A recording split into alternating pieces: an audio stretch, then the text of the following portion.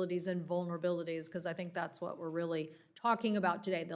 The most vulnerable, we're only as strong as our most weak link, and that's what you're articulating there, so thank you. Senator Capito, followed by Senator Peters. Thank you, Madam Chair. Thank you, and thank you all for being here today. General Reynolds, I want to start with you. Cybersecurity insurance is becoming increasingly important across the country and across our economy, and certainly for the aviation sector. Senator Hickenlooper and I have a bill, the Insure Cybersecurity Act, which would help create a working group of experts to look at different ways to improve understanding and to share information so that potential customers are better equipped to make better decisions. Do you think this bill would be beneficial? I'm not certain that you know exactly, but also what kind of challenges are airlines facing looking at trying to secure cybersecurity insurance? Thank you, Senator. And cyber insurance, it's a complex, and it's always evolving. I think that's probably the place I'd start, is that when you have your policy and you move from one incident to another incident working with your insurance provider, you want to make sure you fully understand what's covered and not covered. Any new proposals you mentioned, and I'm not as familiar with your proposal, but if a working group and it can be established and can provide clarity in that space, then I think we'd certainly welcome it. Yeah, thank you. You also mentioned in your testimony that airlines have to report to 10 different agencies with 10 different timelines and other reporting requirements. Seems incredibly burdensome, but we want to ensure safety obviously first, as you do, or kind of a siloing of information. Do you have concerns that reporting on all these different agencies on different timelines poses a greater security risk because of the varieties, or do you think it provides more security? Ma'am, I'm not sure it would provide greater security. I do know that in those instances, and we've not fully exercised it, thankfully. We've not had to fully exercise and report to all 10. But what I would suggest is that in the time that you are trying to identify and recover from an incident, the last thing you want to do is have to repeat the reporting and report on different kinds of definitions, thresholds. Data protections are different. So it's not beneficial, let's put it that way. Yeah, it's burdensome and probably less efficient. And all of the above, ma'am. All of the above. I could go on and on, I guess.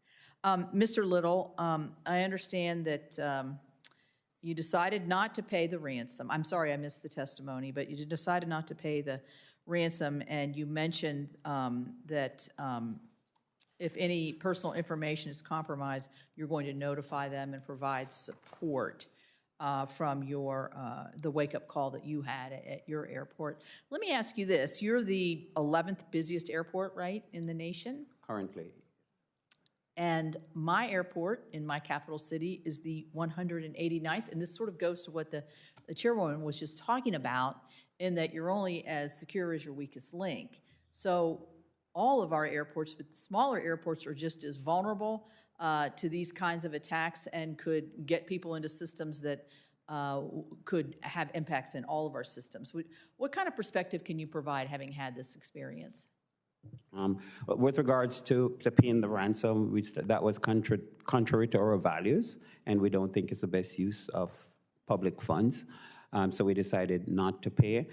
Information sharing, I think, is extremely important. Whereas our airport, being a much bigger airport, we have more resources. A smaller airport such as yours probably does not, but they can actually learn a lot from what we are doing and benefit from what we're doing, rather than starting from scratch to figure out how to improve their cyber defenses here. We have gone through this experience right now, and even though we had a lot of resiliency in place, continue to have operations plans in place, we're going to learn a whole lot from this experience as we conduct our after-action report. And I think sharing this information with large, medium, and small airports is going to be beneficial to the entire industry, not just with airports, but also with airlines as well. Right. So under Homeland Security, we have an organization that's chaired by Jen Easterling, which is the CISA. It's the Critical Infrastructure for Cybersecurity.